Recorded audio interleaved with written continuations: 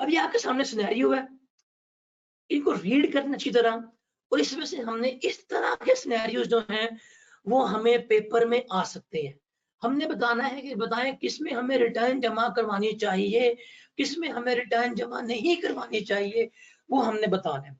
तो देखते हैं, कहता है जी ABC private limited was incorporated on 2 July 2014 and there was no activity during the tax year 2018। Registered हो गया, कोई काम शाम नहीं किया, तो क्या इसको रिटर्न जमा करवानी चाहिए कि नहीं चाहिए? द आंसर इज यस, इसको रिटर्न जमा करवानी चाहिए। क्यों? बिकॉज देखिए यहाँ पे हम पढ़ के आ चुके हुए हैं, एवरी कंपनी, हर कंपनी भाई, इससे ये नहीं का काम कर रही हो नहीं कर रहे, प्रॉफिट कमा रही हो नहीं कमा रहे, लॉस में हो, जो भी है, every company should have to file the return. वो क्या करेगी? रिटर्न जमा करवाएगी, तो इसे क्या करनी पड़ेगी? रिटर्न फाइल करनी पड़ेगी। Got it? उसके बाद है XYZ लिमिटेड इनकॉर्पोरेटेड इन 2017, उसको लॉस हुआ तो रिटर्न फाइल करेगी। CA notes was incorporated in tax year 16, income थी उसकी 4.5 लाख, ये भी रिटर्न फाइल करेगी। क्यों? बिकॉज ये भी कंपनी, ये भी कंपनी, ये भी कंपनी है। कंपनी जो है वो हर हालत में क्या करेगी? अपनी रिटर्न जो है फाइल कर रही होगी। इसका मतलब अगर आप कल को कंपनी खोल लें तो पार्टनरशिप बिजनेस ओपन करेंगे, शायद बच सकते हैं। अगर कोई कंपनी आपको साथ लेके चला जाए, कंपनी आपकी ओपन हो रही है, बेशक काम करे ना करे, रिटर्न तो फाइल आपको करनी पड़ेगी। उसके बाद है मिस्टर डैनियल। मिस्टर डैनियल, इनके पास NTN नंबर है, इंडिविजुअल भी हैं, इनकी सैलरी इस साल जो है वो कम है, क्या इनको रिटर्न फाइल करनी पड़ेगी? The answer is yes, because इनके पास NTN नंबर है, इसे क्या करनी पड़ेगी? इसको रिटर्न जो है वो फाइल करनी पड़ेगी। उसके बाद जमाल नॉन सैलरीड है, उसकी बिजनेस इनकम टैक्सेबल लिमिट से कम थी, NTN नंबर भी नहीं था, मतलब पैसे भी कम है, NTN नंबर भी नहीं है, इसको रिटर्न फाइल करनी पड़ेगी? आंसर इज नो, इसको रिटर्न फाइल नहीं करनी पड़ेगी। एक इंडिविजुअल, उसके पास 800 सीसी गाड़ी है, इसको भी फाइल नहीं करनी पड़ेगी। मिस्टर जेजी, जेजी, इसको लॉस हुआ है बिजनेस में, कैरी फॉरवर्ड करना चाहता है, इसको भी रिटर्न फाइल करनी नहीं पड़ेगी। शुएब 75 इयर्स का है, बेटे के साथ रह रहा है, इनकम कोई भी नहीं है, लेकिन NTN होल्डर, रिटर्न फाइल करेगा। लोधी के पास प्रॉपर्टी है 505 स्क्वायर यार्ड की, नॉन रेटिंग एरिया में है, करनी पड़ेगी। NPO है, करनी पड़ेगी। उसामा शेख के पास फ्लैट है 1900 स्क्वायर फीट का, रिटर्न फाइल नहीं करेगा, क्यों? इसके लिए 2500 स्क्वायर फीट जो है वो हमारी क्या होती है? लिमिट होती है। Is that clear? जेजी को भी रिटर्न फाइल करनी पड़ेगी।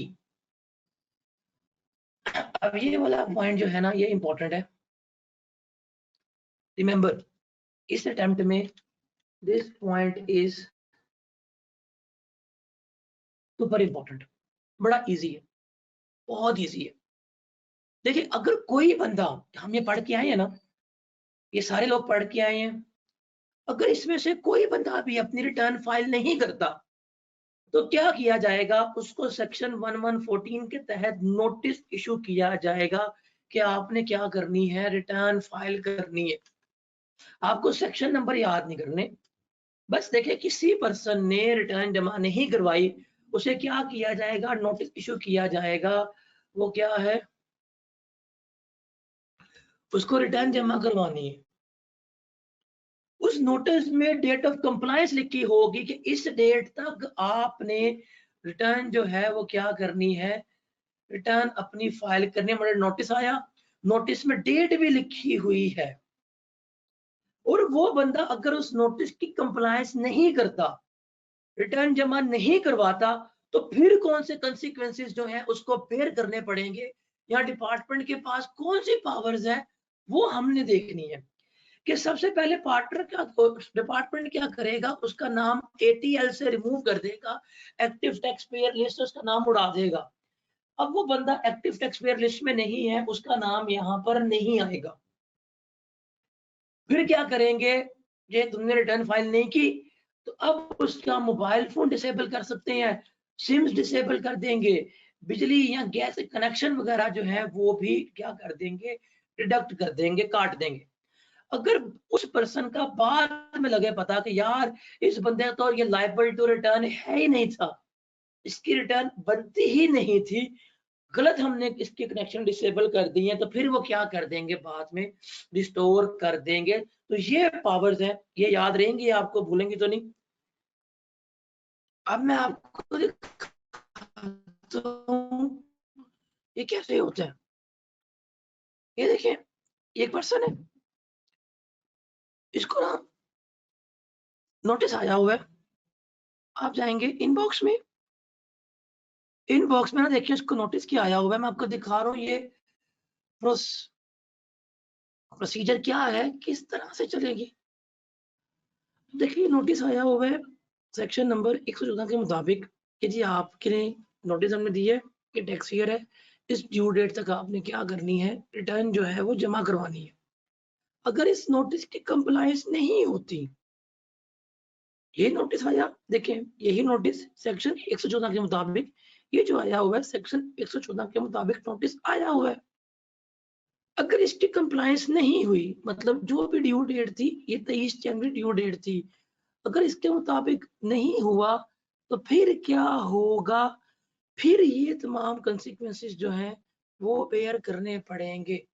ये चीज क्लियर है, आगे डिस्कस करते हैं। उसके बाद है कि रिटर्न कंप्लीट कब होगी और रिटर्न को फाइल करने की रिक्वायरमेंट्स क्या हैं, इनको देखने। रिमेंबर ये आपका रीड ओनली है, इसको क्या करना है, सिर्फ आपने पढ़ना है, ठीक है। अब किसी भी रिटर्न को हम कंप्लीट रिटर्न कब कहेंगे, या किसी भी रिटर्न को हम इन कंप्लीट कब कहेंगे, ये हमने डिस्कस करना है। रिमेंबर रिटर्न कब कंप्लीट होगी, जो प्रिस्क्राइब फॉर्म में हो, जो फॉर्म है तमाम अनेक्सर स्टेटमेंट वगैरह अटैच हो, रेलेवेंट पर्टिकुलर्स इंफॉर्मेशन गिवन होनी चाहिए, साइन होनी चाहिए, पेमेंट का सबूत लगा होना चाहिए, वेल स्टेटमेंट साथ लगी होनी चाहिए, और जो फॉरन स्टेटमेंट है वो भी क्या होनी चाहिए, बीच में अटैच होनी चाहिए। अगर ये सब कुछ फुलफिल हो तो फिर हम क्या करेंगे, फिर हम इसको कंप्लीट रिटर्न मानेंगे, अदरवाइज ये रिटर्न हमारी कंप्लीट नहीं कंसिडर हो रही होगी। तो ये चीज जो है क्या रखनी है, आपने माइंड में रखनी है। उसके बाद फाइलिंग ऑफ रिटर्न, ये भी आपका रीड ओनली है, इसको भी याद नहीं करना। वो क्या है कि रिटर्न आप इलेक्ट्रॉनिकली या वेब बेस्ड सॉफ्टवेयर के जरिए क्या करते हैं, जमा करवाते हैं। ये देखो ये हमारा वेब बेस्ड सॉफ्टवेयर है, इसके जरिए क्या की जा रही है, रिटर्न जो है वो सबमिट करवाई जा रही है। इस सॉफ्टवेयर के जरिए क्या की जा रही होगी, हम अपने रिटर्न जो है वो सबमिट करवा रहे होते हैं। अब बोर्ड जो है वो रूल्स बनाता है कि डाटा के रूल्स क्या होंगे, ई इंटरमीडिएट्स क्या होंगे, टैक्स डिपार्टमेंट किस तरह को टेकअप करेगा, या अदर मैटर्स वगैरह, वो सारे जो है वो कौन मेजर करेगा, वो कौन डिटरमिन करेगा, वो हमेशा बोर्ड जो है वो डिटरमिन कर रहा होगा। तो ये भी आपका रीड ओनली है, इसको याद रखने की जरूरत नहीं है।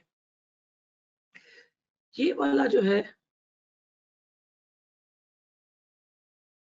सेकंड क्वेश्चन सुपर इंपॉर्टेंट, ये है कि कब कौन सी कंडीशंस हैं जब पर्सन जो है वो 12 महीने से कम अरसे की रिटर्न जमा करवा सकता है।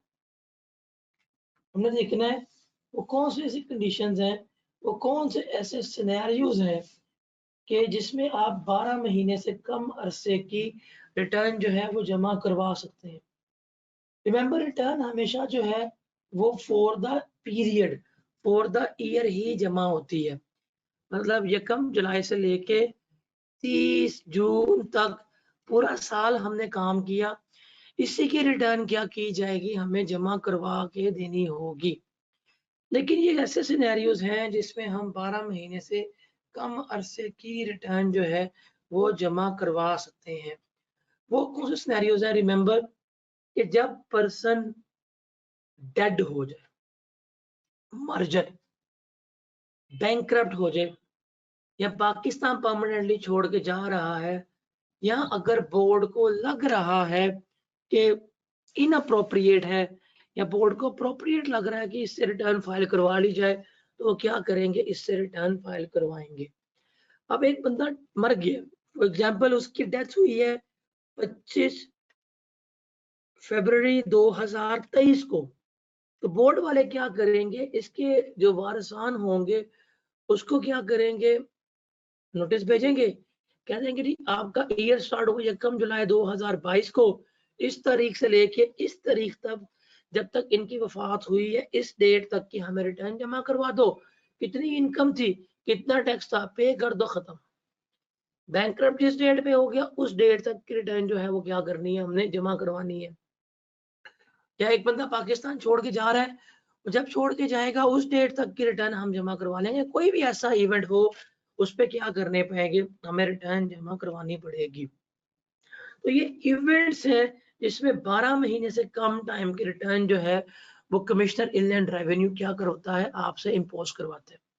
और जो उसकी ड्यू डेट होगी वो हमेशा जब भी नोटिस होगा उस नोटिस में मेंशन होगी कि 30 दिन के अंदर या जो भी नोटिस है उसके अंदर आपने रिटर्न जमा करवानी है। अब नॉर्मली कमिश्नर जो है वो नोटिस राइटिंग में देगा, उसकी ओपिनियन होगी कि इस डेट से लेके इस डेट तक रिटर्न जमा करवा दो। अगर आप जमा नहीं करवाते या वट एवर 30 दिन के अंदर अंदर जब आपको नोटिस आ जाए, आपने क्या करनी है, रिटर्न सबमिट करवानी है। कितने दिनों में, 30 दिन के अंदर अंदर क्या करनी है, आपने रिटर्न जमा करवानी है। कमिश्नर के पास पावर है वो किसी 1 साल या पिछले 5 सालों में से किसी भी 1 साल की रिटर्न आपको जमा करवाने का कह सकता है। आप 2023 में खड़े हुए थे, वो 2022, 2021, 2020, 2019, 2018 इन 5 में से किसी भी साल की आपको नोटिस इशू कर देगा कि मुझे क्या करें, इसकी रिटर्न जो है वो सबमिट करवा दे, मुझे इसकी रिटर्न जमा करवा दे। हाँ, अगर आपने पिछले 5 सालों में कोई रिटर्न जमा नहीं कराई, तो फिर कमिश्नर के पास पावर है वो पिछले 10 सालों में से किसी भी ईयर की रिटर्न आपसे क्या करवा सकता है, जमा करवा सकता है। उसके अलावा याद रखिएगा कि ये टाइम लिमिटेशन उस वक़्त अप्लाई नहीं होंगी या वो रिलैक्स कर देगा। अगर फॉर एग्ज़ाम्पल आपने फॉरेन इनकम या फॉरेन एसेट्स की जो है स्टेटमेंट जमा करवानी है और आप उसके रीज़न लिख के दे देते हैं कि आप इसलिए जमा नहीं करवा पाए, तो फिर ये टाइम लिमिट्स जो है आपके साथ रिलैक्स हो जाएगी।